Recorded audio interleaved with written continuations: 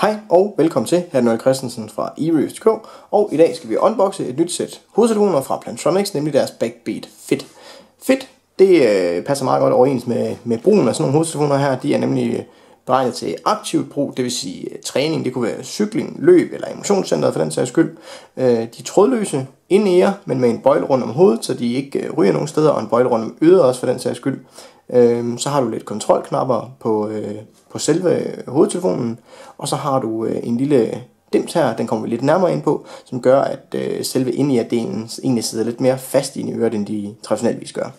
De er gode til sport, fordi at de er modstandsdygtige over for sved. De kan tage sved og fugt, og så i og med, at de er transportable, så er de også lidt mere handy at have ned at gøre.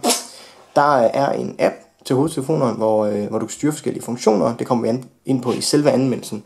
Så i første omgang, så vil jeg egentlig bare lige pakke dem ud, og lige give jer en meget kort gennemgang af dem. Her på siden kan man se, at der er op til 8 timers lyttetid, 6 timers taletid, hvis man bruger den som headset, 14 dages standby, det er også ganske fint, 180 dages deep sleep mode, det er noget, som Plantronics de går ret meget op i, at deres enheder kan gå i det, der hedder deep sleep, det vil sige så de ikke er 100% slukket, men en dyb søvntilstand, som der ligger i ordet.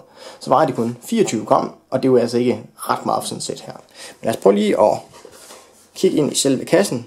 Nydeligt må man sige. Designed in Santa Cruz, California. Mere er der ikke så meget at sige til det. Lad os prøve at komme ind til selve hovedtelefonerne og se, hvordan de ser ud. Emballagen er i hvert fald lækker. Det er noget, Plantronics er ret dygtige til, og har været det på sidste mange enheder, vi har kigget på. Igen, nemt og enkelt at pakke det ud. Så kommer man til selve hovedtelefonerne. Lige lurer, om der er et strik her. Så vi prøver lige at gøre sådan her, så får vi lige det hele ud. Væk med selve emballagen, den er ikke særlig spændende. Selve hovedtelefonerne her, det kan simpelthen lige klikkes ud.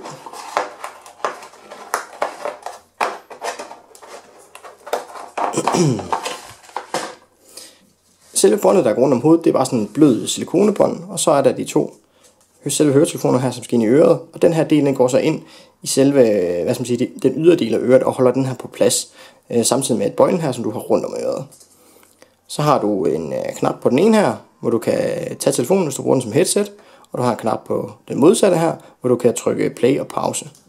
Men de virker, ja, som vægten antyder, 24 gram, super lette, dejlig lækker kvalitet, og fint med det her meget fleksible gummibånd, som man kan sige, det tilpasser ens hovedform. Med i kassen her er også et lille etui, som det dels kan opbevares i, og så er der garanteret også nogle lækkerier gemt nede i den. Yes. Den har simpelthen dobbelt funktion. Den kan bruges som armbånd til din iPad eller iPod. Og så er der sådan et armbånd her. Så har vi et USB-kabel, som bruges til opladning. Og lad os se her,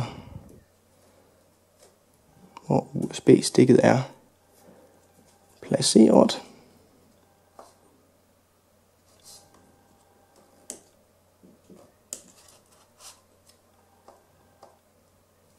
Det kan jeg ikke helt gennemskue. Det finder jeg nok ud af. Så har vi lidt manualværk her. Hvordan man kommer i gang, og information omkring sikkerhed og brug af produktet. Det er heller ikke så interessant. Men det var sådan lige kort omkring, hvad der er i kassen her. Der er lidt manualer, man kan læse og hygge sig med. USB-kabel til at oplade med. Selve høretelefonerne, de trådløse, og så det her etui, som også kan bruges som armbånd, hvis man bruger det til træning. Så alt i alt en rigtig fin pakke, og nu glæder vi os bare til at komme i gang med at teste på eReviews.dk. Tak fordi du så med.